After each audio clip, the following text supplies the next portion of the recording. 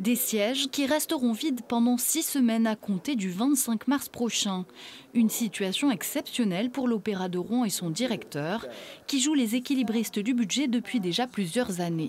Sur une situation fragile vient s'impacter ce que tout le monde connaît aujourd'hui, c'est-à-dire une crise de l'inflation énorme et principalement l'énergie, qui pour nous représente maintenant une dépense à hauteur de 650 000 euros. C'est 450 000 euros de plus, c'est le coût d'un opéra.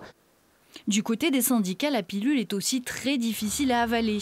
Une centaine de salariés et tout autant d'intermittents sont concernés par cette fermeture. Nous, les musiciens, on est en totale souffrance psychologique. Et là, cette fermeture génère un climat social extrêmement compliqué. Et on ne peut pas s'empêcher de se demander si cette fermeture était vraiment, m'a pu être gérée d'une façon un peu différente. Est-ce qu'on était obligé d'en arriver là?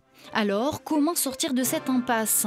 Pour la région qui finance la structure à hauteur de plus de 6 millions d'euros, la solution est claire, elle est dans le camp de la métropole. La région a augmenté sa participation de 91%, l'État a augmenté sa participation de l'ordre de 36%. Le problème, c'est le bloc communal qui n'a pas réajusté malgré nos alertes sa participation. À titre de comparaison, la ville de Caen, la ville de Limoges, c'est 18 € par habitant qui sont donnés par le bloc communal. Chez nous, c'est 2,60 €.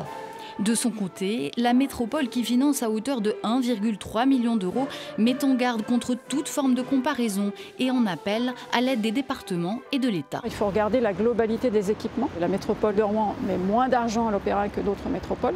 En revanche, la ville de Rouen subventionne entièrement son conservatoire qui a un rayonnement régional et la région ne met pas d'argent. L'équilibre s'était finalement construit comme ça. On est tous dans une situation aujourd'hui de tension, de difficulté. Encore une fois, il n'y a pas de guerre à mener les uns contre les autres. En tout, ce sont 15 000 spectateurs, dont 12 000 enfants, qui seront privés de l'opéra participatif Cendrillon ou le Grand Hôtel des Songes, des Notes gourmandes et de 4 autres spectacles.